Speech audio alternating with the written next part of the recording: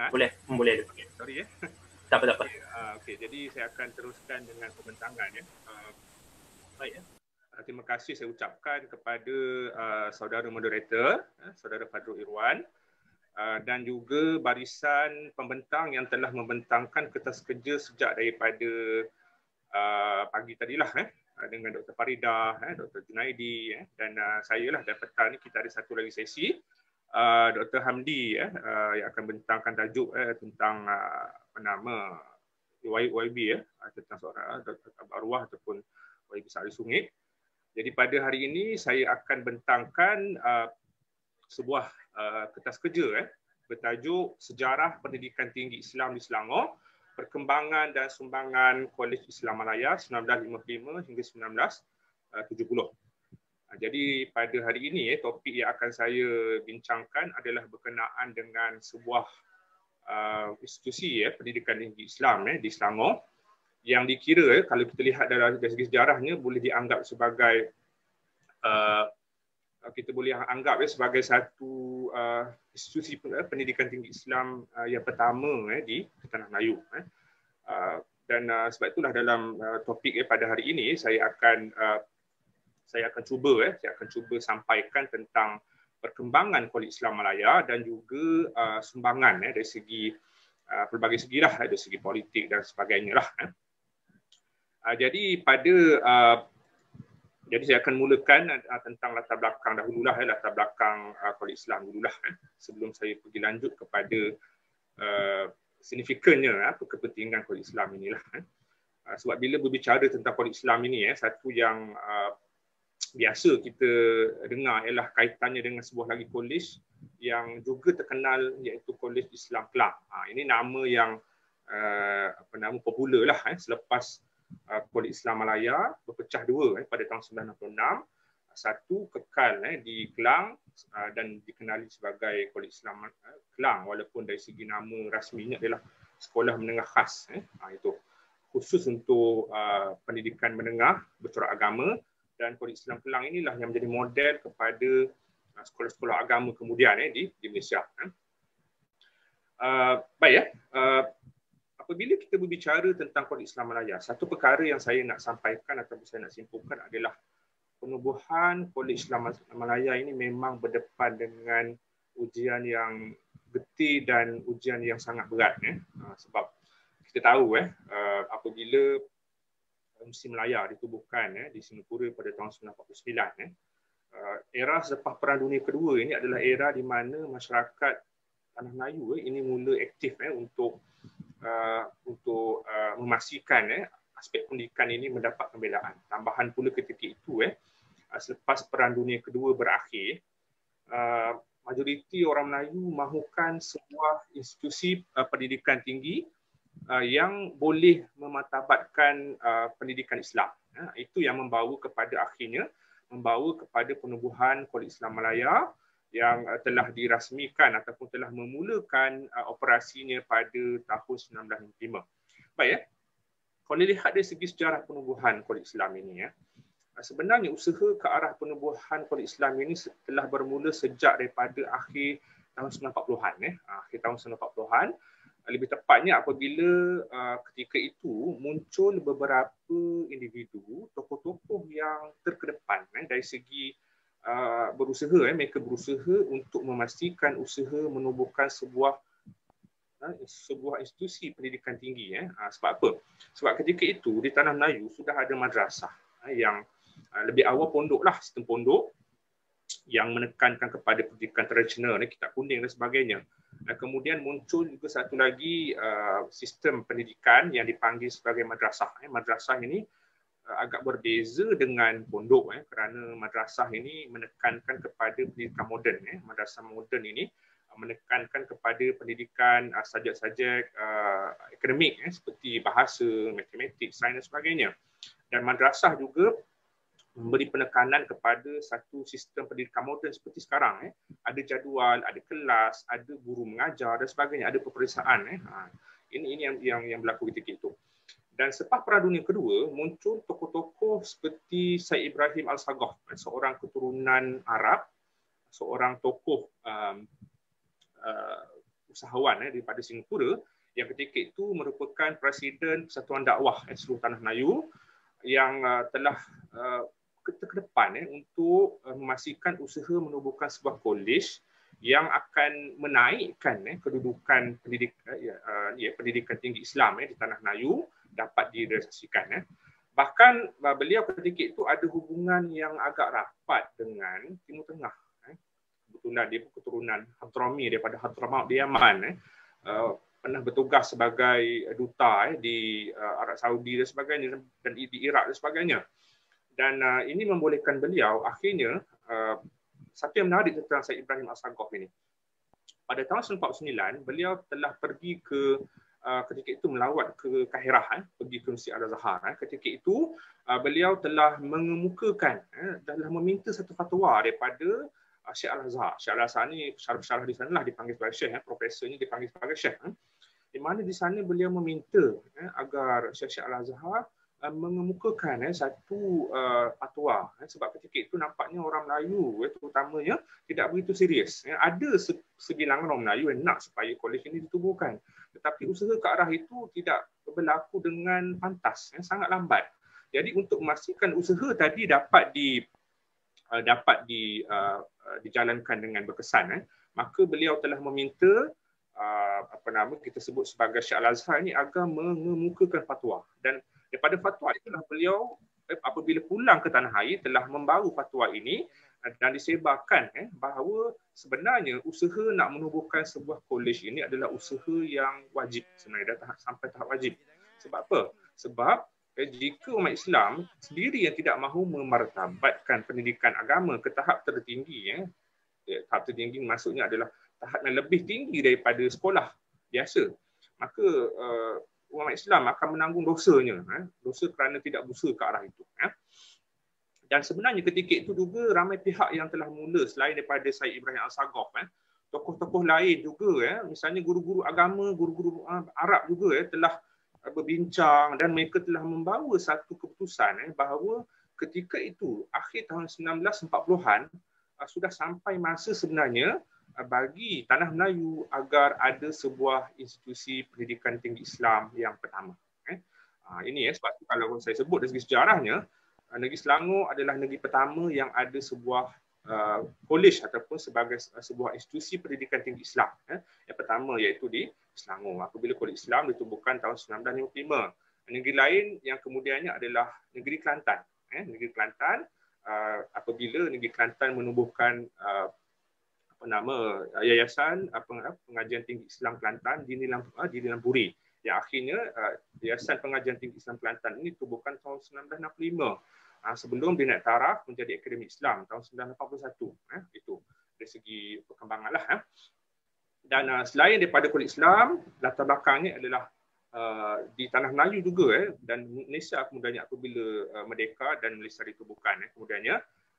Sebelum itu pada tahun 1960 Universiti Melaya telah menubuhkan Jabatan Pengajian Islam. Ini dan Jabatan Pengajian Islam Universiti Melaya inilah adalah jabatan di universiti yang pertama, Jabatan Pengajian Islam yang pertama di universiti sebelum Fakulti Islam ditubuhkan pada tahun 1970. Dan Fakulti Islam ini juga istimewa kerana merupakan merupakan kolej Islam Malaya yang telah dimasukkan menjadi sebahagian daripada menjadi sebahagian daripada UKM sebagai Fakulti Islam. Sebab itulah kalau kita lihat UKM ini sangat rapat sejarahnya dengan kolej Islam kerana bahagian tinggi yang menawarkan diploma pendidikan ini, kerajaan telah buat keputusan pada tahun 1968 untuk memasukkan Fakulti Islam ini ke dalam UKM. Baik, dan kemudian kalau kita lihat usaha bagi menubuhkan kolej Islam ini sebenarnya juga dibantu oleh bekas-bekas kita sebut sebagai lulusan Mesir ataupun lulusan Masjid Al-Azhar. Antaranya adalah Zulkifli Muhammad, seorang tokoh yang tak perlu diperkenalkan lagi, tokoh yang pernah terlibat secara aktif di dalam parti politik, di dalam PAS, pernah dilantik sebagai yang di-Ketua Timbalan yang di-Ketua PAS, dan sebelum beliau bertugas ataupun berkecimpung secara aktif dalam bidang politik, beliau pernah apabila pulang ke tanah air tahun 1955, beliau telah memegang jawatan sebagai setiausaha merangkap pensyarah kepada Polis Islam ini. Jadi Zulkifli Mohamed juga terlibat. Dan satu yang istimewa tentang Polis Islam ini adalah penglibatan Raja-Raja Melayu. Apabila Raja-Raja Melayu yang ketika itu telah bersidang, maka Raja-Raja Melayu ketika itu telah membuat keputusan bahawa sudah tiba masa untuk ditubuhkan sebuah kolej Islam yang akan memartabatkan pendidikan Islam. Sebab itulah kolej Islam ini bagi saya agak istimewa kerana penubuhan kolej ini bukan hanya melibatkan tokoh rakyat biasa, para pelajar, juga melibatkan tokoh-tokoh pendidikan, Raja-Raja Melayu, pembesar dan sebagainya. Terutama apabila tiba ke tahap nak mengumpul dana ini. Sebab apa?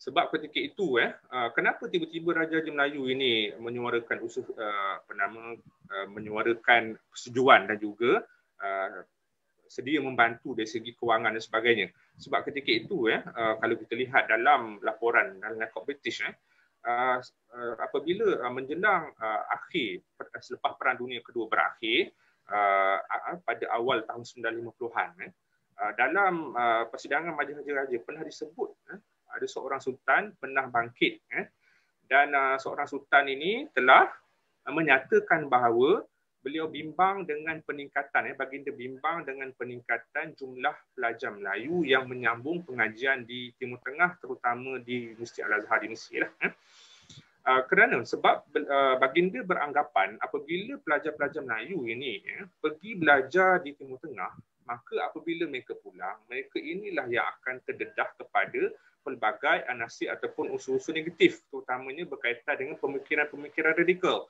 pemikiran-pemikiran bercorak nasionalis, pemikiran-pemikiran bercorak pan-Islamisme yang akhirnya baginda beranggapan pelajar ini akan membawa masalah apabila pulang ke tanah air. Jadi baginda kemudiannya telah kita sebut sebagai mencadangkan kenapa tidak tanah Melayu dan kerajaan British sendiri menubuhkan sebuah kolej yang akan menyediakan pendidikan Islam pada tahap tertinggi sebagaimana terdapat di Mesir dan negara-negara Islam yang lain seperti di India dan sebagainya. Kenapa tidak kerajaan British dan juga Raja-Raja Melayu dan orang Melayu yang tubuhkan sendiri sebuah kolej di tanah Melayu sendiri?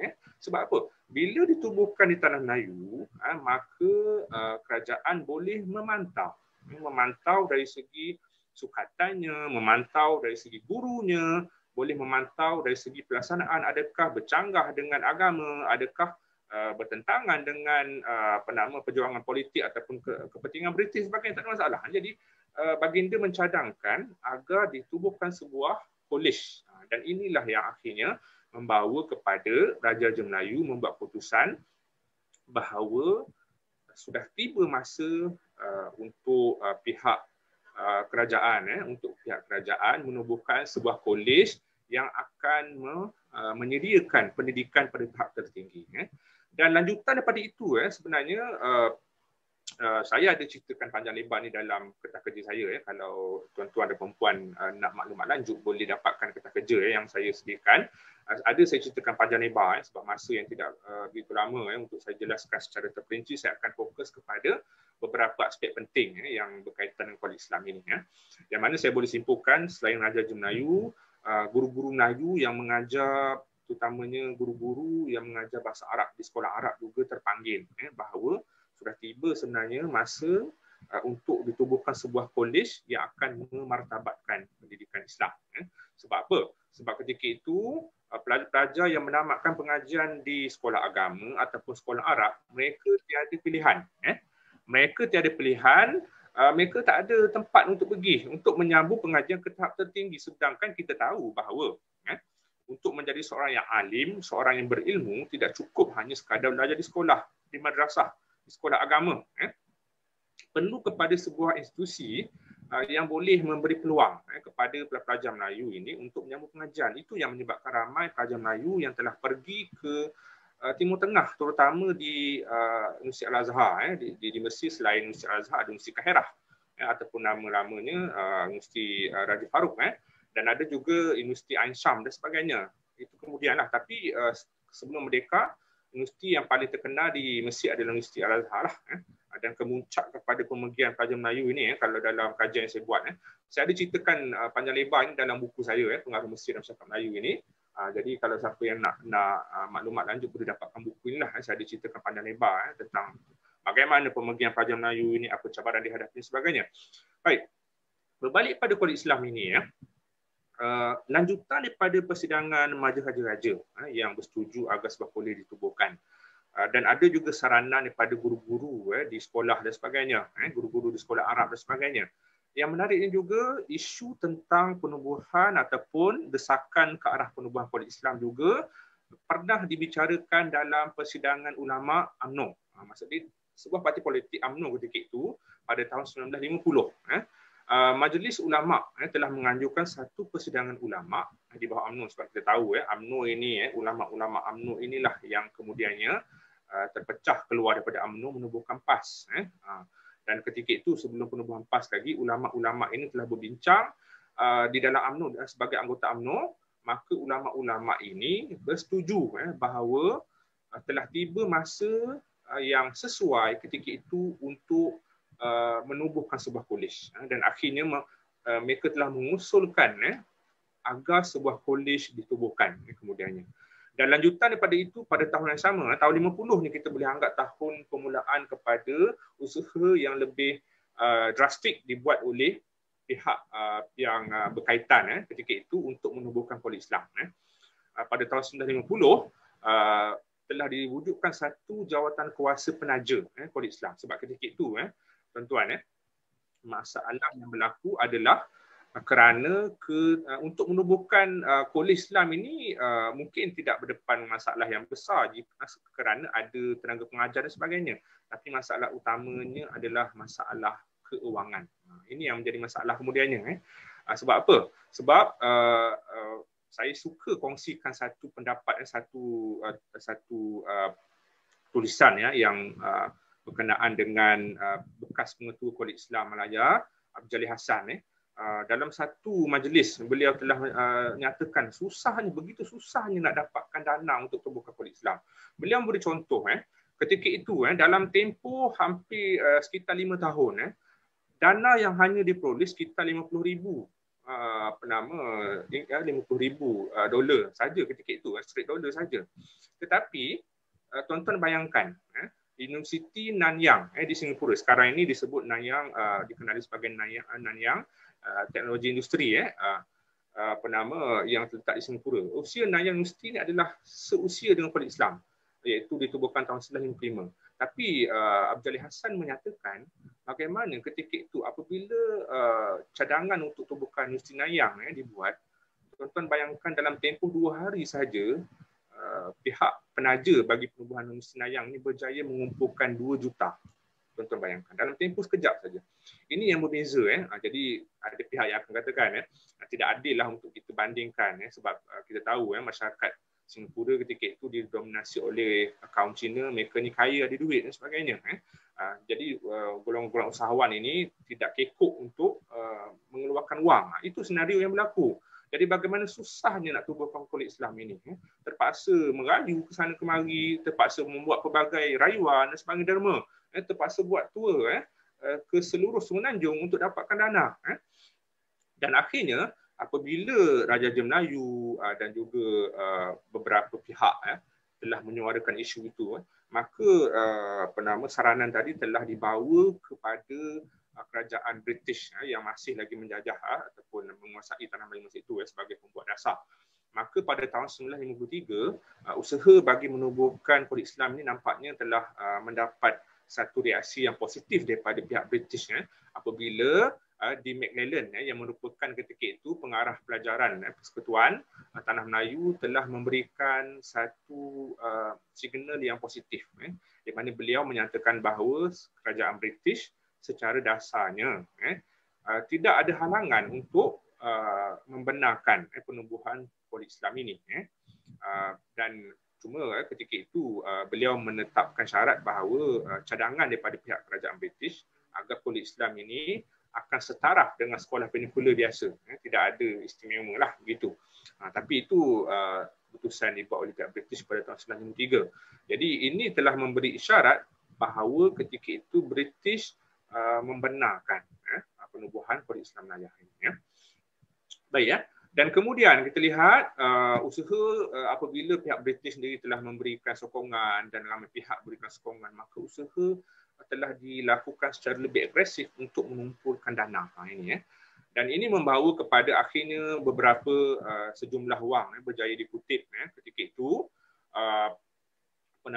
Dan usaha bagi mengumpul dana ini memang berdepan dengan cabaran yang besar sehingga terpaksa saya sebut pada peringkat awal tadi Syed Ibrahim Assagaf terpaksa mengedarkan risalah-risalah kepada seluruh tanah Melayu agar orang-orang Melayu ini bersedia untuk menyumbang sebab kita tahu pendidikan Islam ini dalam keadaan awam Melayu masih dijajah, masih lemah, mungkin tidak ramai yang hartawan, tetapi tuntutan ilmu ataupun tuntutan pendidikan ini adalah wajib, maka tak dapat tidak, maka usaha ke arah itu adalah satu usaha yang segera perlu dibuat. Dan pada peringkat awal kita sebut sebagai usaha nak tubuhkan, nak mengumpul dana ini memang agak perlahan. Pada peringkat awal jumlah yang diperlukan adalah sekitar 500,000 yang diperlukan untuk menubuhkan ataupun untuk membuat bangunan kolej. Dan usaha awal pada peringkat awal nampaknya agak perlahan usaha untuk mengumpul dana tadi.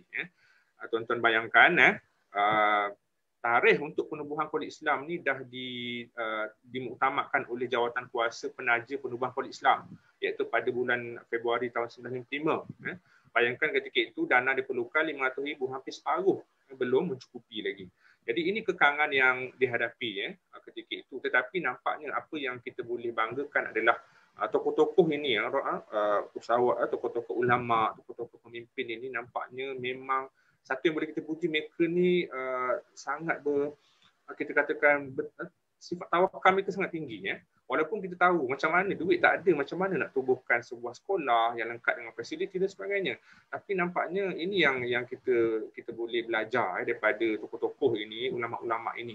Bagaimana sifat tawakal mereka yang tinggi. Mereka tidak pernah bimbang sebab mereka percaya akan ada satu mungkin rezeki akan datang yang akan membolehkan usaha tadi dapat direalisasikan. Dan ini ternyata berjaya apabila kemudiannya Sultan Selangor, Sultan Hisamuddin Alam Shah, baginda telah bersetuju untuk mewakafkan istana jemaah yang terletak di Kelang, di Selangor, untuk dijadikan bangunan Kolej Islam. Jadi dengan itu maka peruntukan yang besar dapat ditampung dengan apabila bangunan istana baginda tadi diwakafkan. Ini yang saya boleh katakan antara semangat besar Raja-Raja Melayu dalam isu menubuhkan sebuah institusi pendidikan tinggi Islam bagi orang Melayu. Apabila ada Raja-Raja Melayu ini tidak lokek, antaranya adalah Sultan Selangor, Sultan Hisamuddin. Apabila baginda dengan bermurah hati dalam wasiatnya, baginda menyatakan baginda bersetuju untuk mewakafkan istana jemaah di Kelang sebagai tapak bangunan sekolah.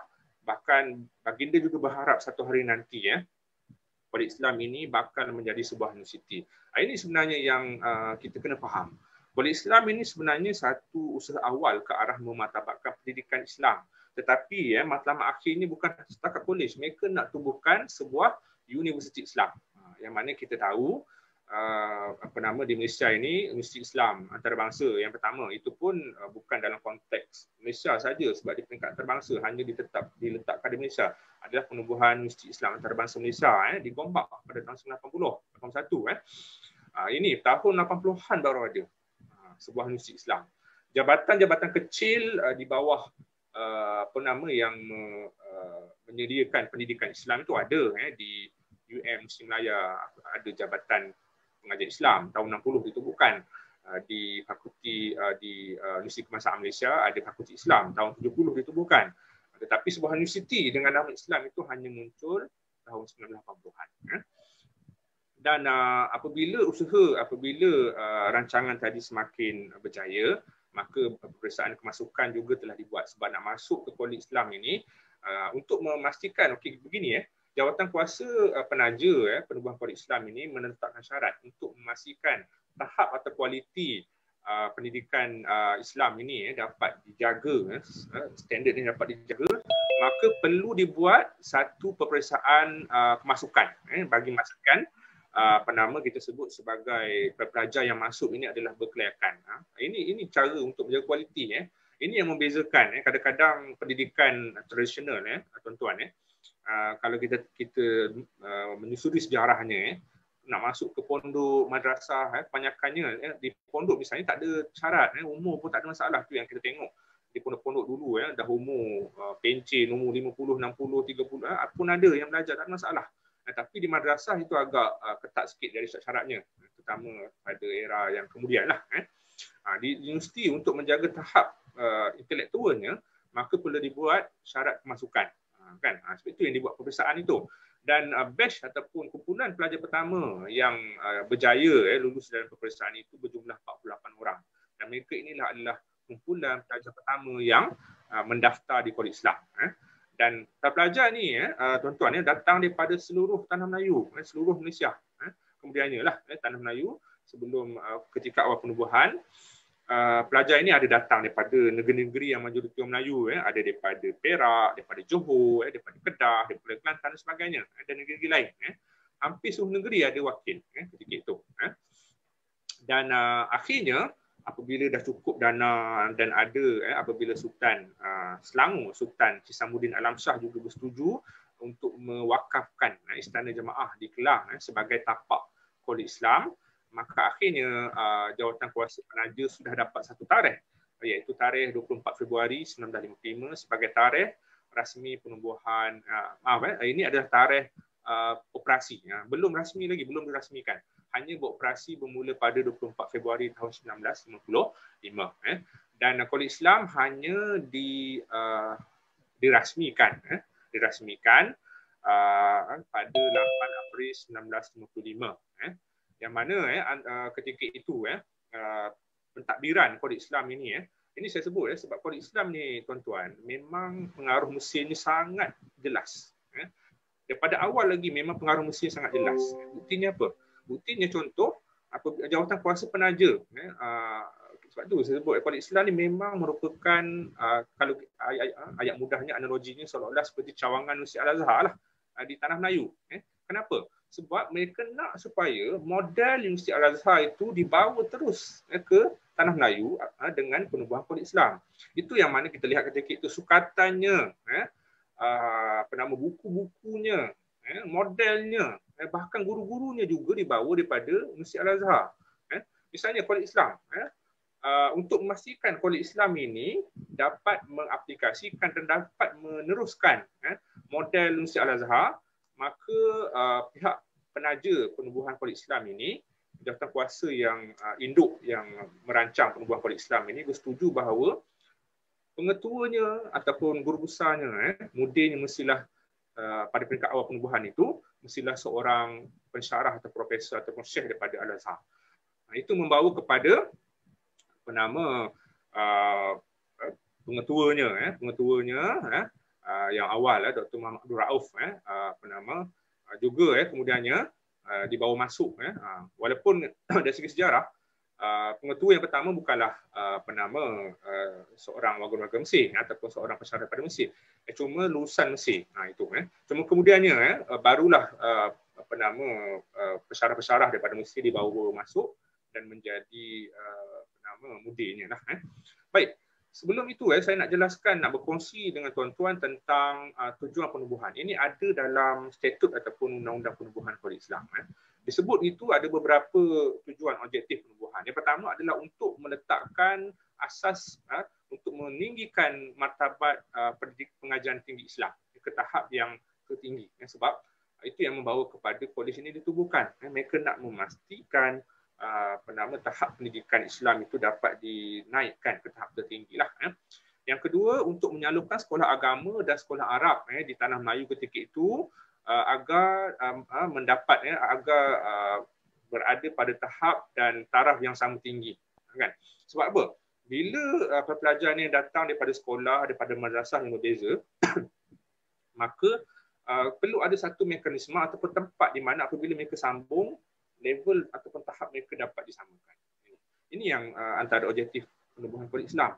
Yang ketiga, untuk melahirkan guru agama. Ini yang merupakan antara matlamat penting Polis Islam ini. Yang mana kita lihat tahun 90-an Polis Islam telah muncul sebagai pusat melahirkan guru-guru agama. Yang kemudian ada yang berkhidmat di sekolah kerajaan sebagai ustazah, ada juga yang berkhidmat di madrasah dan sebagainya. Jadi hasrat ketiga ni juga penting. Cuma ada pihak tertentu yang tidak selesa apabila seolah-olah Polis Islam ini banyak memberi tumpuan kepada melahirkan guru-guru saja. Kan? Jadi ini antara tekanan ataupun antara cabaran dihadapi oleh Polis Islam dalam masa yang sama nak memartabatkan pendidikan tinggi Islam.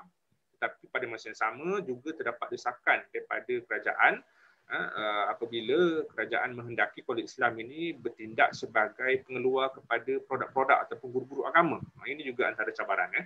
Dan juga matlamat yang lain adalah untuk memastikan prinsip Islam ini dapat ditinggikan dan dapat membaiki kesilapan-kesilapan yang ada dalam masyarakat. Jadi nampaknya antara objektif penubuhan Polis Islam juga agar menjadi satu badan yang boleh memantau bagi memastikan ajaran agama ni tidak menyeleweng daripada ajaran Islam sebenar. Ini yang membawa kepada apa? Kepada apabila Jabatan Pengajian Islam Muslim Melaya ditubuhkan tahun 1960. Ketika itu Polis Islam ini telah dijadikan sebagai pentadbir atau pemantau macam Nazi lah, dan sebagai pemantau kepada perjalanan Jabatan Pengajian Islam Muslim Melaya. Kenapa begitu? Sebab ketika itu Polis Islam ini ketika itu Jabatan Pengajian Islam berada di Kuala Lumpur yang masa itu masih di negeri Selangor. Perlu ketika itu kerajaan membuat putusan bahawa perlu sebuah badan yang memantau Jabatan Pengajian Islam ini agar tidak lari daripada lunas-lunas ajaran Islam sebenar. Itu yang membawa kepada akhirnya jawatan kuasa induk, sebab di sebalik Polis Islam ni tuan-tuan, dia ada sebuah majlis ataupun jawatan kuasa induk yang memantau pelaksanaan ataupun perjalanan Polis Islam yang disebut sebagai Majlis Polis Islam Melaya ataupun kadang-kadang disebut Majlis Polis Islam saja. Ini badan pemantau dan Majlis Polis Islam inilah yang berfungsi sebagai pemantau. Sekarang ni macam kita lihat penilai lah yang akan memantau perjalanan Jabatan Pengajian Islam Muslim Melaya yang ditubuhkan tahun 1960. Sebab ketika itu perlu dibuat begitu sebab apa? Sebab Jabatan Pengajian Islam ini berada di dalam sebuah universiti yang ada kuasa autonomi, iaitu Muslim Melaya. Senat Muslim Melaya berkuasa untuk mengawal. Jadi begitu, kalau dibiarkan begitu, Sultan Selangor risau. Risau sebab apa? Urusan agama ini berada di tangan Sultan dan Muslim Melaya itu di Kuala Lumpur masih berada di negeri Selangor ketika itu sebelum Kuala Lumpur menjadi persekutuan, diambil oleh kerajaan persekutuan pada tahun 1974. Sebelum itu Kuala Lumpur masih dalam negeri Selangor. Maka baginda beranggapan sebagai sebuah jabatan pengajian Islam ini, maka tidak boleh dibiarkan jabatan ini bebas, sebab ini berkaitan dengan ajaran Islam. Jadi untuk memastikan apa yang diajar itu adalah selaras dengan ajaran Islam sebenar, maka baginda telah meminta agar Majlis Polis Islam Melaya ini bertindak sebagai badan yang memantau pelaksanaan Polis Islam inilah. Baik, dan kemudian kita lihat satu lagi yang menarik tentang Polis Islam ini adalah apa saya nak kongsikan dengan tuan-tuan adalah berkenaan dengan kebimbangan British. Sebenarnya tuan-tuan, kalau lihat dalam rekod British, misalnya dalam rekod British ditemui pelbagai maklumat penting. Ini yang menarik tentang Polis Islam. Antara kolej ataupun institusi pendidikan agama yang dipantau rapi oleh pihak British. Misalnya dalam tesis, dalam kajian yang saya buat, pertama kita lihat dalam satu rekod pada tahun 1955, rekod British, ada dijelaskan secara panjang lebar bahawa pihak British memang sangat risau dengan perubahan Polis Islam ini. Sebab apa? Sebab apa British risau? Sebab Polis Islam ini memang kita boleh British nampak, memang British dah nampak bahawa penubuhan politik Islam ini memang merupakan cerminan kepada Universiti Al-Azhar. Dan British tahu Universiti Al-Azhar ni pengaruhnya di Mesir sangat kuat. Bagaimana ramai anggota Ikhwan Muslimin misalnya merupakan pelajar Universiti Al-Azhar. Jadi sudah tentu pengaruh radikal sebegini tak mustahil merebak kepada pelajar dan juga di Tanah Melayu. Jadi sebab itulah apabila politik Islam diterima untuk ditubuhkan dan mengikut model Universiti Al-Azhar, maka pihak British sudah nampak bahawa ini ada ruang ataupun ada kemungkinan berlaku unsur-unsur yang negatif yang akan mempengaruhi masyarakat. Itulah. Dan British juga melakukan secara jelas pada tahun 1953 ketika itu Anwar Sadat yang kemudiannya dilantik menjadi Presiden Mesir selepas Gamal Abdel Nasir meninggal dunia tahun 1970. Pada tahun 1993, beliau ketika itu masih memegang jawatan sebagai Menteri Dalam Negeri di bawah Kabinet Gamal Abdel Nasir ketika itu. Pada tahun 1953 dilakukan Anwar Sadat telah datang ke Tanah Melayu, dan menariknya ketika itu juga beliau telah bersetuju untuk menyokong penubuhan politik Islam. Ini dilakukan secara secara mendalam dalam rekod British dan British juga memantau dari segi tenaga pengajar. Sebab apa? Sebab masa tu British nampak ada direkodkan bahawa pihak British begitu risau apabila politik Islam Malaya dilakukan bakal mendapat beberapa orang syekh ataupun profesor pendidikan Islam yang akan mengajar di politik Islam. Bahkan kita nampak memang kerajaan Mesir ni sangat rapat hubungannya dengan politik Islam. Mereka bukan sahaja membantu dari segi menyediakan tenaga pengajar, bahkan gajinya juga dibayar oleh kerajaan Mesir sebanyak 2,000 pound Mesir setahun. Ini gaji kerajaan Mesir dah bayar sendiri. Kan? Dan yang menarik lagi, dilaporkan dalam rekod-rekod bahawa pihak kerajaan Mesir juga bersetuju untuk membekalkan buku-buku teks, buku-buku rujukan yang akan digunakan oleh pelajar. Maka sudah tentu pengaliran ilmu dan pengaruh ni akan datang kepada pelajar politik Islam. Dan kerajaan Mesir juga bukan sahaja bersetuju untuk mendermakan buku-buku teks, tetapi juga bersetuju untuk mendermakan sebuah perpustakaan. Dan ini dilakukan kemudian. Memang kerajaan Mesir melakukan begitu, mengeluarkan peruntukan untuk membina perpustakaan. Jadi ini membimbangkan British kerana British melihat ada unsur-unsur luar yang mungkin akan mempengaruhi orang-orang Melayu menentang British. Sebab kita kena ingat dari segi sejarahnya, negara rakyat Mesir ini antara negara Timur Tengah yang awal menentang British. Ini berlaku sejak daripada tahun 1880-an lagi, 1870-an lagi. Pemberontakan Orabi itu adalah gambaran bagaimana rakyat Mesir menentang British. Jadi British risau. Jika pengaruh Mesir tersebar ke Tanah Melayu, maka mungkin akan mempengaruhi orang-orang Melayu untuk menentang British juga. Walaupun ketika itu usaha untuk memerdekakan Tanah Melayu dah ada. Dah dimulakan. Sistem ahli dah diperkenalkan tahun 50-an itu dan pilihan raya telah dibuat. Tetapi unsur-unsur begini pun British masih pantau untuk memastikan tidak ada satu unsur-unsur yang boleh mengganggu dasar British lah. Dan British juga dalam rekodnya pernah memantau ketika itu ada ura-ura bahawa ada pihak yang mahu supaya kursus sains politik sekarang ni dikenali sebagai sains politik lah. Kursus politik juga diperkenalkan di Kolej Islam. Ini yang lagi membimbangkan British sebab British beranggapan jika kursus politik diperkenalkan maka mungkin ini akan menyebabkan tentangan terhadap British itu semakin meningkat, berkobar-kobar sebab orang Melayu ni sentimen walaupun secara umumnya orang Melayu masih tak pada raja-raja, tetapi sentimen Turki Osmania, sentimen pengaruh pada Mesir ini adalah sentimen yang sangat kuat kepada orang Melayu kerana masyarakat Melayu sendiri sudah lama sejak berkurun-kurun lagi sejak daripada abad ke-17, 18 sudah pergi ke Universiti Al-Azhar untuk nak menyambung pengajian. Maka dalam pemikiran orang Melayu, Universiti Al-Azhar ini sebagai medium untuk mereka mendapatkan ilmu dan pengaruh. Kan ini tetapi nampaknya cadangan untuk tubuhkan kursus politik tidak berjaya kerana ada pihak-pihak yang menentang dan juga yang menekan. Dan ada mungkin kemungkinan juga pihak British sendiri pun tidak membenarkan kursus ini diperkenalkan untuk mengelakkan tentangan yang keras lah daripada orang Melayu terhadap British. Dan pada masa yang sama, pihak British juga melaporkan dalam rekodnya pernah melaporkan bahawa ada nampaknya apa nama kita sebut sebagai jangkaan British itu berasas dan betul. Sebab dalam rekod British menyatakan bahawa ada pensyarah daripada Masjid Al-Azhar yang dipinjamkan di Polis Islam ini memang seolah-olah bertindak sebagai seorang, istilah mudahnya seolah-olah ejen yang melaporkan banyak maklumat. Ini ada rekod British menyatakan bahawa salah seorang pensyarah Kolej Islam Melaya iaitu Dr. Muhammad Abu Khair Zaki. Dr. Muhammad Abu Khair Zaki ini dilaporkan sebagai salah seorang pensyarah yang pernah melakukan perkembangan politik di Tanah Melayu dan juga politik di Asia Tenggara kepada kerajaan Mesir.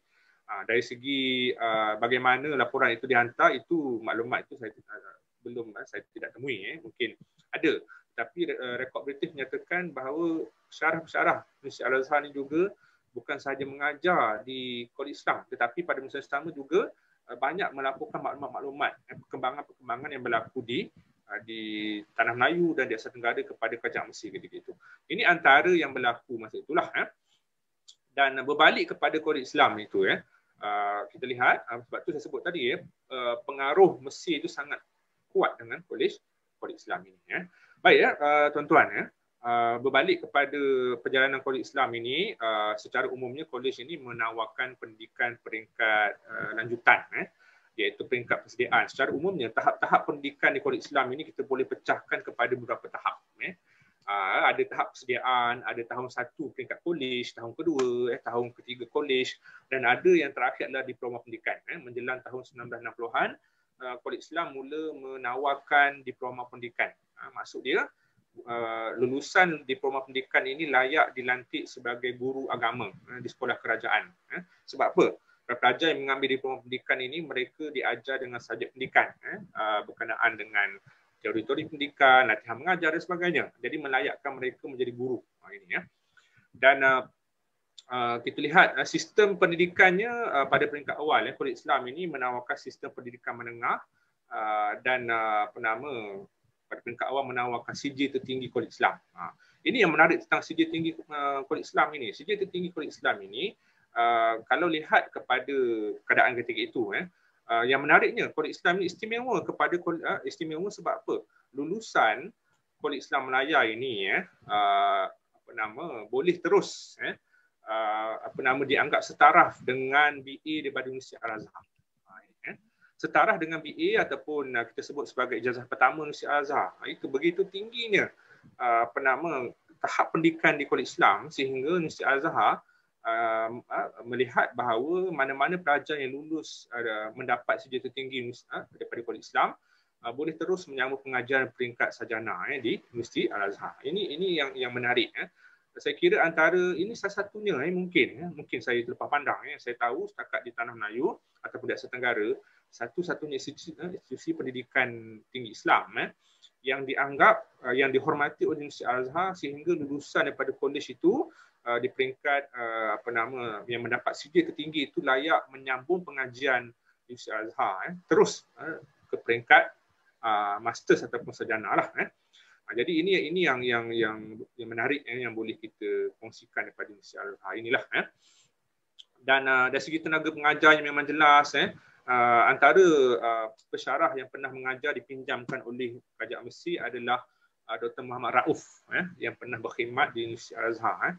Yang menarik tentang Dr. Muhammad Abdul Rauf ini adalah beliau adalah lulusan daripada mendapat masters dan juga PhD daripada master daripada Cambridge dan juga PhD daripada University of London. Dan kemudian balik mengajar di Universiti Al-Azhar dan kemudian dipinjamkan ke Tanah Melayu. Di Kolej Islam lah. Dan lain adalah Dr. Muhammad Abu Khair lah. Tadilah saya sebut tadi. Jadi pantau oleh British tadi yang melihat bahawa beliau juga dipantau oleh British pergerakannya di Tanah Melayu. Dan pada masa yang sama juga kita lihat dari segi pentadbiran Kolej Islam ini, pengetua yang pertama adalah orang tempatan, iaitu Haji Ismail bin Abdul Aziz yang berasal daripada Johor, pulang ke tanah air pada tahun 1949 dan tahun 1955 dilantik sebagai pengetua pertama Kolej Islam sebelum beliau kemudian bersara dan berkhidmat di Brunei. Haji Ismail bin Omar Abdul Aziz. Dan tokoh lain yang pernah memegang jawatan sebagai pengetua adalah Abdul Jalil Hassan, Profesor Abdul Jalil Hassan, yang merupakan seorang pasar Mesir yang pulang ke tanah air selepas Perang Dunia Kedua berakhir tahun 46. Dia pulang ke tanah air tahun 46 dan kemudian pernah dilantik tahun 61 beliau dilantik sebagai Timbalan Mufti Johor apabila Mufti Johor Syed Alwi bin Tahir Al-Haddad meninggal tahun 1962. Beliau dilantik secara rasmi sebagai pengetua Polis Islam dan sebagai Mufti Johor tahun 62, dan tahun 64 beliau meletak jawatan untuk memegang jawatan sebagai pengetua Polis Islam. Jadi nampaknya tuan-tuan, dari segi tenaga pengajar, pentadbir pun sendiri datang daripada lulusan Al-Azhar. Sebab itulah saya sebut pengaruh Mesir ini sangat kuat dalam Polis Islam ini. Dan lulusan-lulusan Universiti Azhar juga ataupun universiti lain di Mesir juga apabila pulang mereka juga berkhidmat seperti Zulkifli Muhammad pernah menjawab jawatan sebagai sebagai usaha merangkap pensyarah Polis Islam. Baik, dan satu lagi yang saya nak kongsikan dengan tuan-tuan adalah kerja ni saya ni agak panjang. Saya nak kongsikan beberapa maklumat ataupun perkara penting yang menarik untuk kita kongsikan. Saya nak kongsikan adalah dari segi perubahan besar yang berlaku kepada Polis Islam terutamanya menjelang awal tahun 90-an. Perubahan ini berlaku apabila bangunan Polis Islam di Kelang itu tidak dapat lagi menampung jumlah pelajar yang ramai. Jadi ini membawa kepada menjelang akhir tahun 1950-an, awal 60-an, terdapat ura-ura agar diwujudkan sebuah bangunan khas Polis Islam. Bangunan baru kerana bangunan di Kelang itu tidak mampu lagi menampung jumlah pelajar yang ramai. Terutama selepas tahun 60, pelajar perempuan juga diterima masuk, kan? Tapi inilah kalau tuan-tuan tengok gambar-gambar lama, orang-orang tiket itu, pelajar tiket itu, wanitanya tidak ada. Kalau saya kesempatan saya kongsikan dengan tuan-tuan, pelajar yang mengambil dan guru-guru agama ustazah pun hanya memakai selendang. Selendang itu budaya Melayu. Memakai tudung hanya popular di tanah Melayu tahun 70-an 80-an. Sebelum itu mereka hanya memakai selendang kecil diikat di bawah dagu. Kan ini. Itu adalah pelajar agama ataupun itu ustazah. Dan apabila bangunan ini nak ditubuhkan, maka sudah tentu memerlukan dana. Sekali lagi, ini nampaknya sebab tu saya sebut daripada awal lagi. Perubahan Polis Islam ni memang sentiasa berdepan dengan masalah dana kerana mungkin kekurangan dana ini menyebabkan mungkin kita tak tahu kesilapan di mana. Mungkin kurangnya bantuan kerajaan dan mungkin orang Melayu sendiri pun tidak sanggup untuk mendema ataupun mewakafkan beri wakaf untuk pembinaan Polis Islam ini. Menjelang awal tahun 60-an sudah ada jawatan kuasa penaja dan ketika itu Majlis Polis Islam Malaya lah telah buat keputusan bahawa sudah tiba masa untuk berpindah ke tempat baru kerana bangunan sedia ada di Kelang tidak lagi mampu menampung jumlah pelajar yang semakin bertambah. Jadi mereka telah bersetuju bahawa mereka nak dapatkan sebuah tapak bangunan baru juga di Selangor. Masa itulah telah ada perbincangan, akhirnya telah dapat satu kata putus bahawa mereka akan dapatkan sebuah tanah yang terletak di Petaling Jaya. Petaling Jaya seluas 20 ekar. Yang mana bila dikira kosnya untuk membina bangunan dan tanah itu semuanya berjumlah sekitar 2.5 juta. Tinggi tuan-tuan masa tu. Tuan-tuan bayangkan masa tu memang sudah ada ura-ura itu. Dan akhirnya bila dah capai satu kata putus, maka jawatan kuasa Majlis Polis Islam ini telah berkreatif untuk mengumpulkan dana. Itu yang membawa kepada mereka mengumpulkan dana dan sebagainya. Pada peringkat awal, mereka hanya berjaya mengumpul sekitar 100-200 ribu saja. Sedangkan dana diperlukan untuk tubuhkan bangunan ini berjumlah 2.5 juta. Mereka tak mampu untuk dapatkan. Tetapi pada masa yang sama, tanah juga telah diperoleh, pada peringkat awal tuan-tuan, sekarang ini adalah bangunan Universiti Islam Malaysia. Kan? Sebelum itu pernah menjadi pusat matrikulasi UIA sebelum itu. Sekarang ini bangunan yang menempatkan Universiti Islam Malaysia yang merupakan hasrat terakhir kepada penubuhan Polis Islam yang ditubuhkan tahun 2014. Sekarang ini menempatkan Universiti Islam Malaysia. Bersebelahan tak jauh daripada Jalan Universiti di Universiti Melayu sekarang. Tapak itulah yang pada peringkat awal tuan-tuan, bukan tapak itu yang diperoleh. Tapak yang awal adalah di Jalan Gasing seluas 12 ekar. Sebelum akhirnya pihak Majlis Bandaran, masa itu disebut Perbadanan masa itu Perbadanan Petaling Jaya telah mendapat satu tapak baru yang lebih luas. Sebab tapak di Jalan Gasing ini hanya 12 ekar. Tapak baru di Jalan Universiti berkeluasan 20 ekar, lebih luas. Jadi akhirnya berjaya diperoleh dan akhirnya usaha ke arah penubuhan ataupun pembinaan bangunan tadi berjaya digerakkanlah. Dan akhirnya pada masa sama, pada peringkat awal ketika itu dana belum mencukupi, tetapi Majlis Kolej Islam telah merayu kepada kerajaan.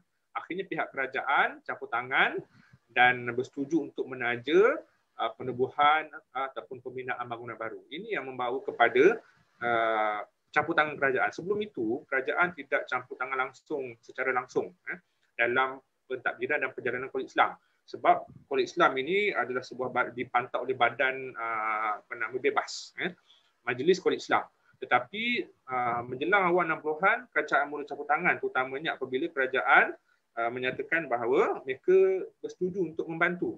Tetapi bantuan itu tidak datang secara percuma, maka kerajaan kena campur tanganlah. Itu yang membawa kepada permulaan campur tangan kerajaan dalam pentadbiran Kolej Islam.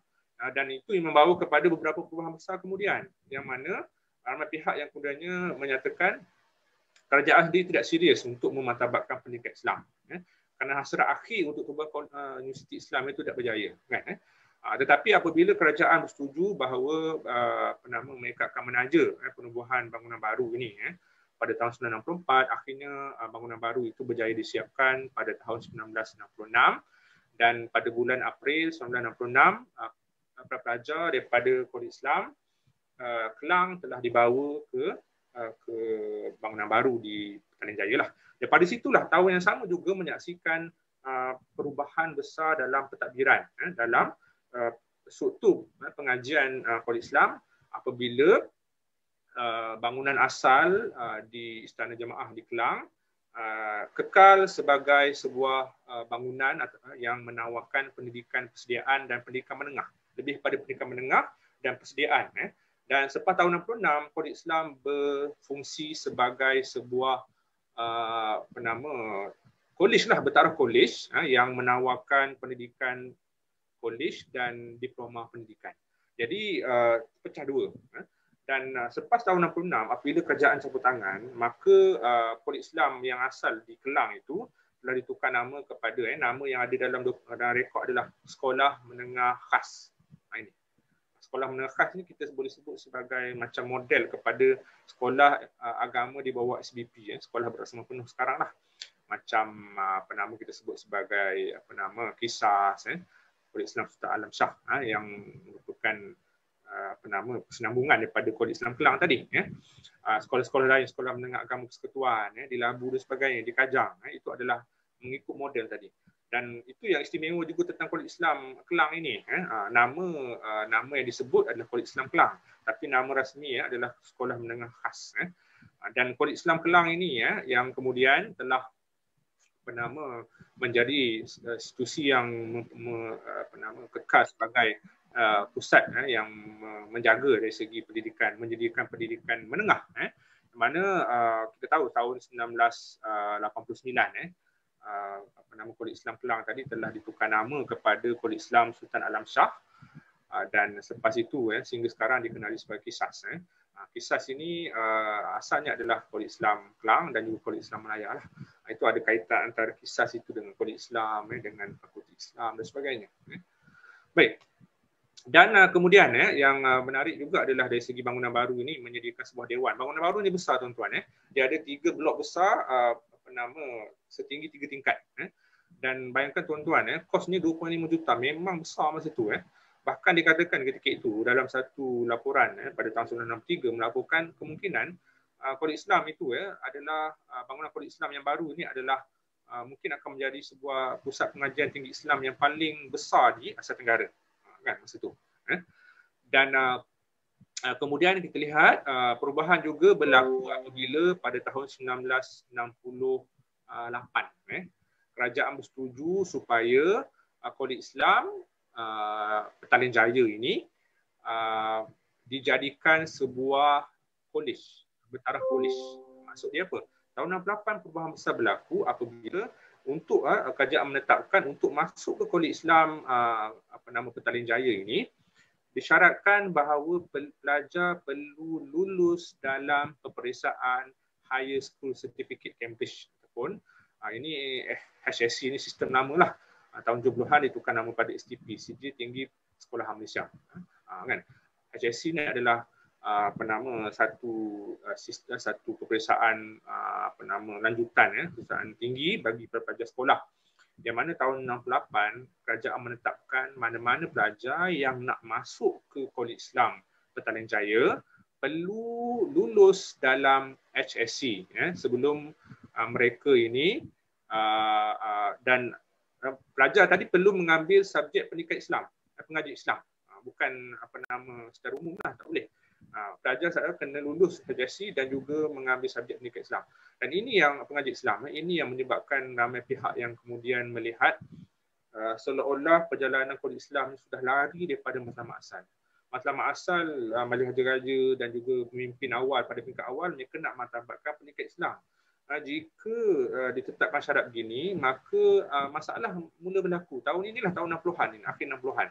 Selepas syarat ini ditetapkan, ramai daripada lulusan sekolah Arab dan sekolah agama berdepan masalah untuk menyambung pengajian. Sebelum ini, tahun 55 sehingga tahun 68, lulusan sekolah agama dan sekolah Arab mudah masuk ke Kolej Islam. Sebab apa? Tidak ditetapkan syarat mengambil STP ataupun HSC masa itu. Tapi tahun 68 ditetapkan begitu, maka pelajar sekolah agama ataupun sekolah Arab yang tak mengambil HSC tadi tidak berpeluang untuk ke Kolej Islam. Sebab apa? Telah ditetapkan bahawa mereka perlu mengambil itu. Ini yang menyebabkan timbul kritikan. Banyak kalau di dalam akhbar-akhbar ramai pihak yang menyatakan ketidaksetujuan. Tetapi ada juga pihak yang setuju. Misalnya pengetua Mahat Ali Asharif, Ustaz Abu Bakar Bakir, tokoh yang menggerakkan Hizbul Muslimin tahun 48 dulu.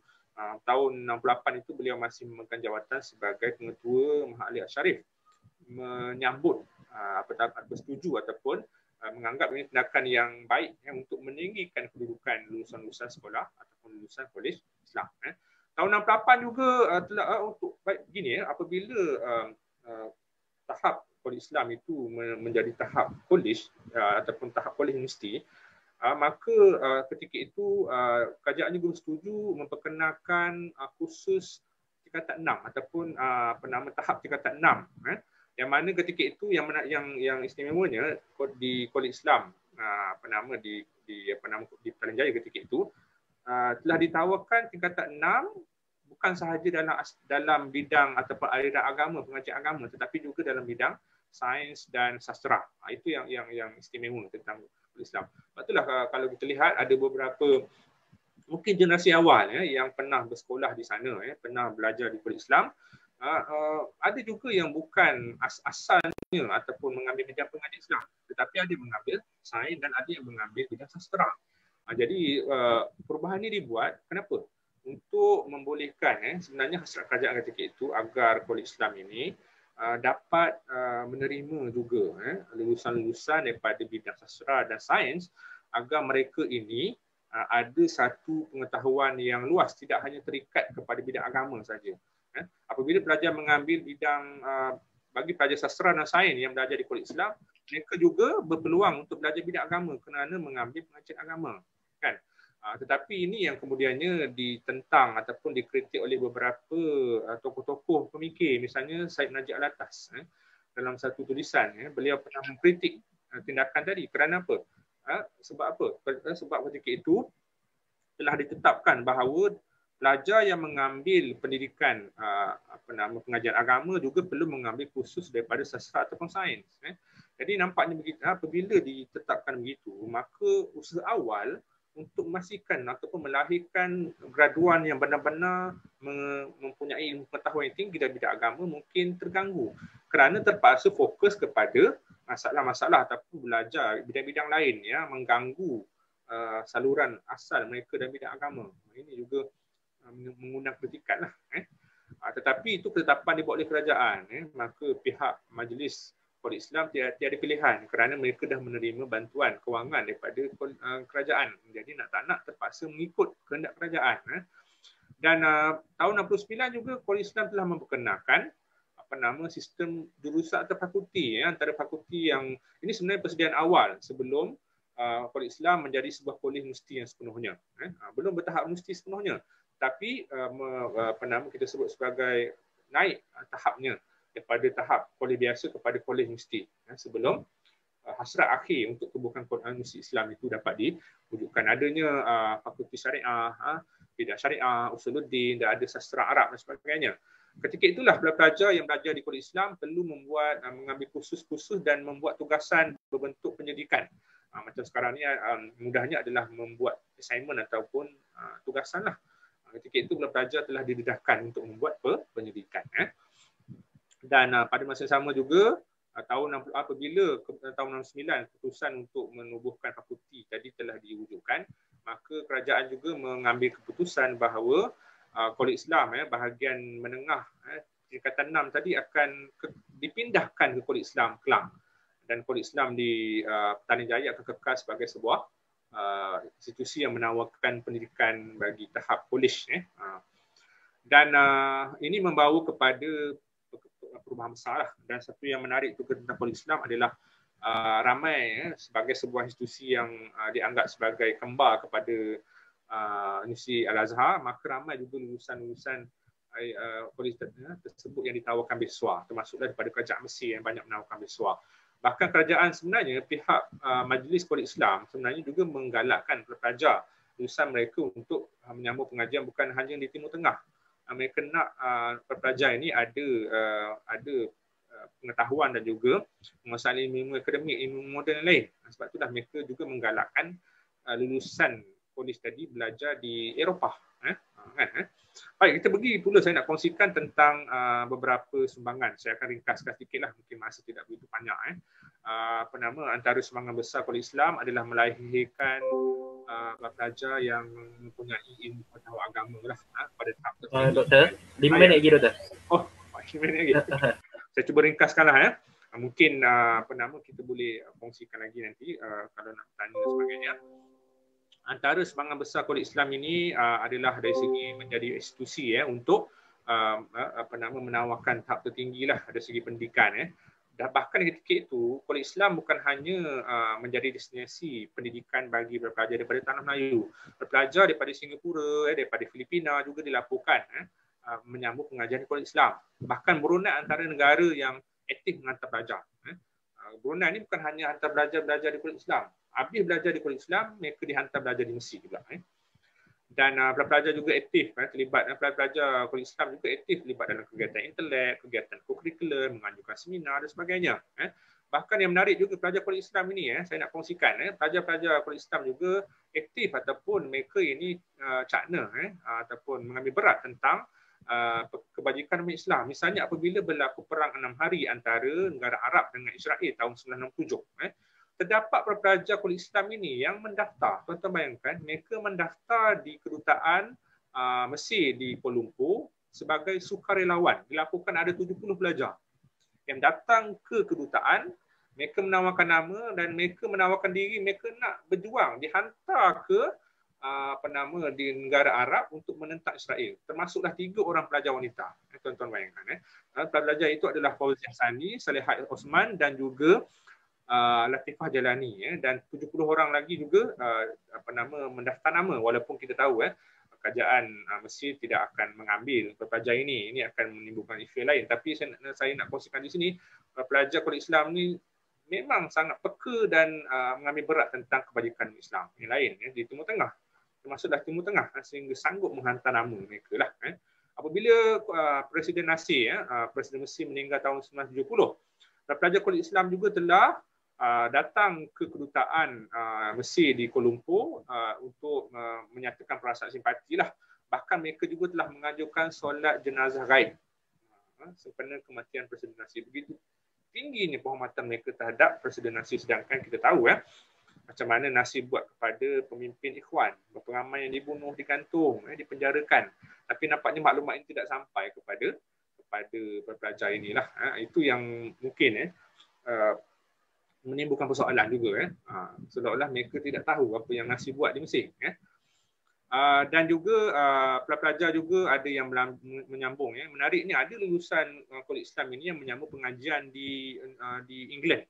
Misalnya pada tahun 1967 dilaporkan ada 2 pelajar yang menyambung pengajian dalam bidang perbandingan agama di School of Oriental and African Studies SOAS di University of London. Maksud dia bukan calang-calang. Ada juga pelajar ini. Kenapa begini? Sebab ini berlaku apabila sistem berubah. Apabila tahap pendidikan dinaikkan kepada lulusan HSC, maka melahirkan pelajar yang berkelayakan, yang mahir dalam ilmu lain untuk menyambung pengajian di luar. Dan majoriti lulusan Kolej Islam ni banyak yang berkhidmat sebagai guru dah. Dilaporkan sejak daripada penubuhan Kolej Islam tahun 1955 sehingga tahun 1970. Dianggarkan sekitar 500 lulusan kolej tadi yang berkhidmat sebagai guru. Ada yang juga berkhidmat sebagai pegawai kerajaan di Mara dan sebagainya. Bahkan dilaporkan mereka ini telah berunding dengan Mara untuk mendermakan sebuah bas untuk penggunaan Kolej Islam. Ini antara sumbangan pelajar Kolej Islam lah. Bahkan guru-guru pensyarah-pensyarah Kolej Islam juga ada yang menyambung pengajian di luar negara. Misalnya Ustaz Abdul Fattah Ibrahim pada tahun 1999 dilaporkan telah pergi ke Amerika Syarikat untuk menyambung pengajian tingkat PhD di sana. Bahkan tahun 70 juga dilaporkan Universiti Al-Azhar bersetuju untuk membenarkan pensyarah-pensyarah Kolej Islam ni yang tiada masters untuk terus menyambung pengajian. Mereka ada BA, boleh terus membuat PhD di Universiti Al-Azhar. Ini keistimewaan yang diberikan kepada pensyarah-pensyarah Kolej Islam lah. Dan juga kita lihat Kolej Islam ini berakhir pada tahun 1970 apabila pada tahun 1968 Menteri Pelajaran ketika itu Encik Khair Johari telah membuat keputusan bahawa suatu hari nanti pada tahun 1970 Kolej Islam ini ayat yang digunakan adalah Kolej Islam akan menjadi sebahagian daripada UKM.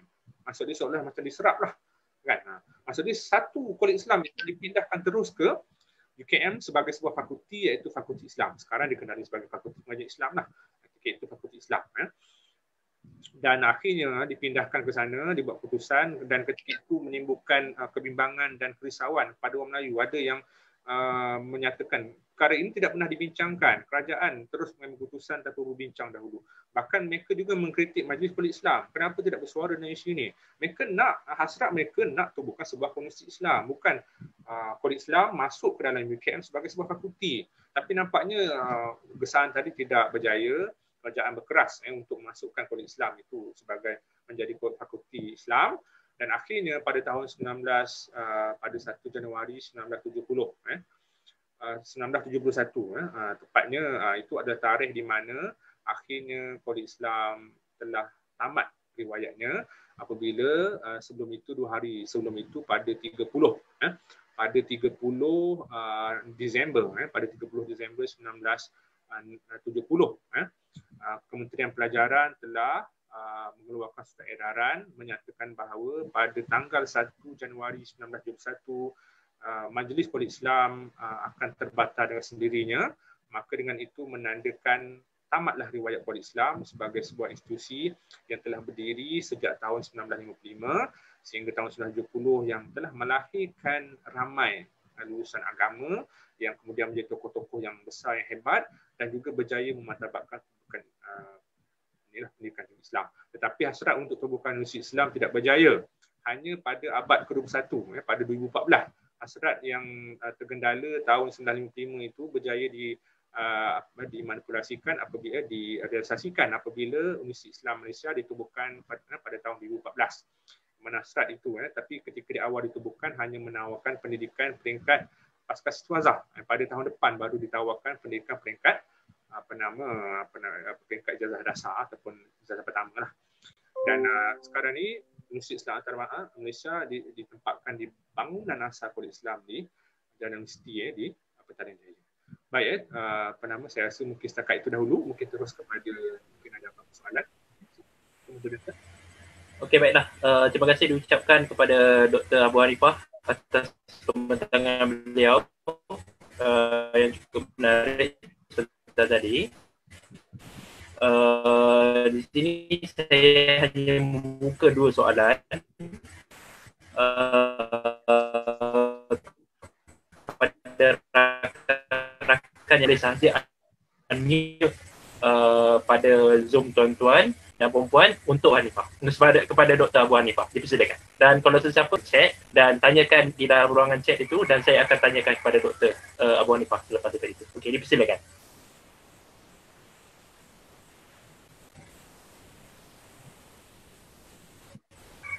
Jadi okey, baiklah. Mungkin saya boleh tanyakan satu soalan daripada doktor berkenaan dengan macam kita tahu bahawa Kolej Islam pada ketika itu daripada tahun 1955 hingga ke tahun 1970 itu banyak mempunyai pengaruh daripada Mesir. Dan kemudiannya mungkin ini saya nak, sebab selepas sahaja dia diserapkan ke dalam Universiti Kebangsaan Malaysia, dan kita tahu barangkalinya dia ada penerusan selepas daripada itu, tapi dia dalam bentuk penyerapan.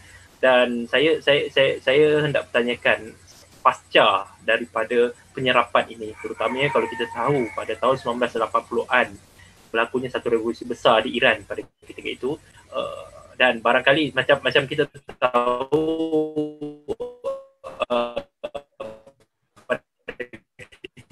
ketika itu seruan Islamnya dan perjuangannya di sana, tetapi di masa sama juga beberapa tahun lepas daripada itu kita dapat lihat revolusi Iran berlaku, dan perkara ini juga memberi kesan kepada perjuangan. Contohnya kalau kita lihat dalam sudut politik di Malaysia ini pun dia ada pengaruhnya. Jadi adakah seruan yang disebutkan sebagai seruan ataupun cerita kisah daripada revolusi Iran ni ada tak mempengaruhi apa-apa yang berlaku di UKM pada ketika itu?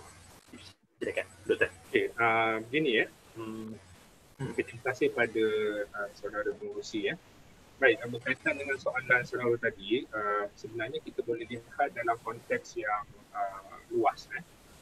Secara umumnya kita kena faham bahawa revolusi Iran, sebenarnya saya lebih kepada istilah revolusi Iran. Kerana pada ketika awal disebut revolusi Islam Iran, tetapi bila dikaji tentang latar belakang revolusi ini memang jelas pengaruh Syiahnya dan sebagainya. Jadi istilah yang mungkin lebih popular sekarang adalah revolusi Iran lah. Dan berkaitan dengan pengaruh revolusi Iran mungkin agak keluar daripada skop saya ni, tapi mungkin saya boleh kongsikan apa setakat yang maklumat yang saya ada lah. Kesan daripada revolusi Iran tahun 70-an ini memang mempunyai impak yang sangat besar kepada perkembangan pendidikan Islam juga di tanah Melayu, di Malaysia sebenarnya. Sebab apa? Sebab selepas tahun 1970-an, kita lihat misalnya dalam aspek pendidikan, kajian-kajian tentang revolusi Iran, kajian tentang Iran dan juga maklumat-maklumat tentang Iran ni mula berkembang. Bahkan ketika itu kalau tuan-tuan perhatikan, ada juga pelajar Melayu kita yang dijemput ke sana. Tuan-tuan dijemput, kerajaan Iran jemput tahun 70-an ini. Bahkan pemimpin parti politik kita pun ada yang jemput di sana. Sebab itulah ada sebuah parti politik ini memang pemimpinnya masih beranggapan Syiah itu bukan sebahagian daripada sudah menyeleweng daripada agama, bahkan hanya sebagai satu mazhab saja. Sebab ini ada kaitan langsung dengan peristiwa yang mereka tembuhi tahun 70-an. Berbeza dengan kita. Kita hanya mengetahui tentang itu apabila kita membaca buku dan sebagainya. Tetapi mereka berada ketika itu. Bahkan ada parti politik yang kemudian mengambil semangat pimpinan ulama' ini menjadi ideologi ataupun sebahagian daripada struktur parti mereka. Ini antara kesan langsung daripada peristiwa revolusi Iran itu kepada politik dari segi pendidikan dan juga berkaitan dengan UKM tadi. Ini saya boleh antara yang saya nampak adalah kita nampak kajian-kajian tentang Iran, tentang Parsi, tentang pemikiran-pemikiran Syiah ini mula berkembang. Tokoh-tokoh ada apa nama kita sebut, ada cendekiawan, pensyarah yang mula membuat kajian-kajian tentang pengaruh-pengaruh Syiah dan juga ilmu dari segi sebut doktrin Syiah dan sebagainya. Ini yang saya boleh nampaklah daripada impak langsung daripada revolusi Iran itu kepada perkembangan pendidikan secara umum. Bahkan sebenarnya apabila disebut itu, sebenarnya kesan itu tidak hanya berlaku di UKM, di Fakulti Pengajian Islam saja. Sebenarnya kalau kita lihat di Universiti Fakulti di Jabatan Pengajian Islam Universiti Menayah juga pengaruh ini berlaku. Bahkan ada pensyarahnya yang juga setakat maklumat saya tidak pernah sempat berjumpa, tetapi dengan beberapa guru-guru saya yang sempat berjumpa, memang mereka ini menganuti agama Syiah. Bagi saya sebut agama terus. Sebab apa? Terpengaruh daripada itulah, kesan daripada revolusi Iran itu. Saya tak ada. Kalau tuan-tuan mungkin berkesempatan boleh tanyalah pada orang lama, ada kisah di sebalik itu. Ada yang sempat bertaubat, ada yang masih kekal sehingga ke akhir hayat kan. Ini benda yang mungkin agak mengejutkan juga, tetapi itu antara kesan yang berlaku lah. Jadi mungkin itu yang menjawab atau tidak? Apa nama Fatul? Jawab, Doktor. Ya, okey. Jawab dengan jelas, Doktor. Mungkin ada satu soalan ni, soalan terakhir. Kita boleh bukakan soalan kepada yang lain-lain, kepada siapa yang tanya. Satu soalan saja. Sebab waktu pun dah habis suntuk dah.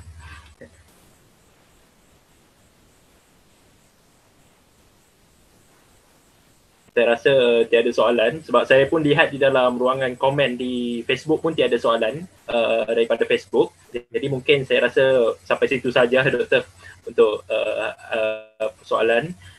Jadi saya ucapkan terima kasih kepada Dr. Abu Hanifah atas pembentangan beliau sebentar tadi yang secara orang kata holistik menceritakan bagaimanakah Kolej Islam Malaya pada ketika itu diwujudkan dan bagaimana proses struktur pentadbirannya dan pendidikannya sehinggalah ke tahun 1970 sehingga menyerap ke dalam Universiti Kebangsaan Malaysia. Dan saya berharap rakan-rakan semua yang ada di sini dapat mengambil pengajaran dan juga dapat mengambil manfaat, dan sesiapa yang berminat untuk mengkaji lebih dalam lagi mungkin boleh bertemu sendiri dengan Dr. Abu Hanifah ataupun telaah beberapa karya-karya yang dituliskan oleh beliau dan juga beberapa buku-buku lain berkaitan dengan seruan Islam di kawasan di Malaysia ini dan juga di rantau Nusantara ni, insyaAllah. Jadi dengan itu berakhirlah kita untuk sesi yang ketiga ini, pembentangan yang ketiga. Kita akan tangguhkan pembentangan kita ini ke sesi pembentangan yang keempat yang akan dilakukan pada jam 3 petang nanti, insyaAllah, yang dibentangkan oleh Dr. Hamdi Ibrahim, iaitu beliau membawakan tajuk perjuangan sosial Abu Urwah. Tadi saya pun lihat tadi Abu Urwah pun ada mendengar pembentangan doktor. Jadi mungkin nanti kita pada petang ini kita akan dengar perjuangan yang dilakukan oleh beliau, perjuangan dalam bentuk sosial. Jadi kepada rakan-rakan yang ada di sini dan juga di dalam Facebook, kita jangan lupa pada petang ini nanti kita akan membentangkan topik berkaitan yang saya sebutkan tadi. Jadi saya ucapkan terima kasih kepada doktor atas pembentangan doktor dan juga saya ucapkan terima kasih kepada rakan-rakan yang ada di sini kerana sudi mendengarkan pembentangan pada hari ini, pada petang tengah hari ini. Jadi kita tangguhkan majlis kita sehinggalah pukul 3 petang ini. Tepat jam 3 petang kita akan mula, insyaAllah. Jadi itu saja daripada saya. Assalamualaikum warahmatullahi wabarakatuh.